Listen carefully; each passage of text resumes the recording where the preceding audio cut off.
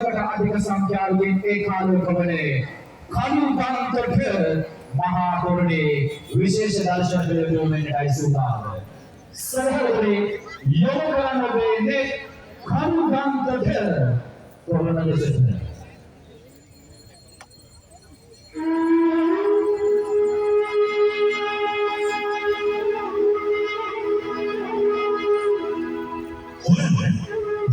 Vehicles अधिपति देशमानी दयानंद बहुगुण वेदिकमानी सुप्रीमन दायकत्वයෙන් අභිමානවත් දෙවන වරටත් ඉදිරිපත් කරන මේ දර්ශනීය සුවිසල් වෙසක් තොරණේ දැක්වෙන පරිදි චන්ද්‍රන්ත ඇටරාජයා හිමාලය පර්වත ආසන්නයේ 8,000ක් වූ ඇටීවට සමග ජීවත් වුණා.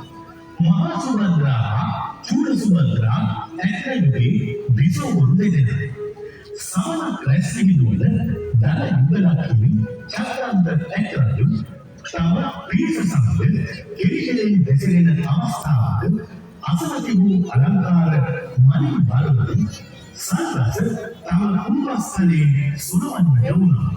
සල්රස සෙලවීමෙන් මහා සුවඳා ඇතින්දගේ ඇඟට සල් මල් පෙති මල් වේවටව තුල සුවඳාවගේ ඇඟට වැටුනේ දසිසි දිනියන් පොළොන්නු ආදියයි. අනිත් පින්වතුනි තුල සුවඳා තුළ ඇතිුනේ දෙවි වෛරයක් ඇත්තට කියන්නේ. ඇසිස්වේ ඒ ඔහු සිතාමතා කරන දෙයක් කියන්නේ.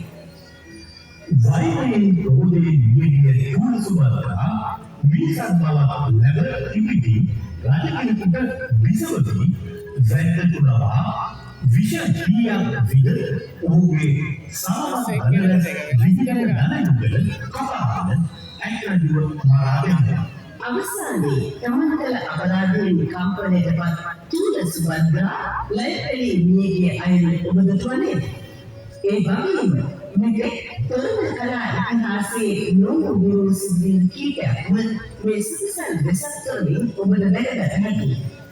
එදා මෙදා තුළ ඉදිවූ දහස්වන තොරණ අතරේ එකදු තොරණකවත් මෙවැනි විසිත සිදුවීම්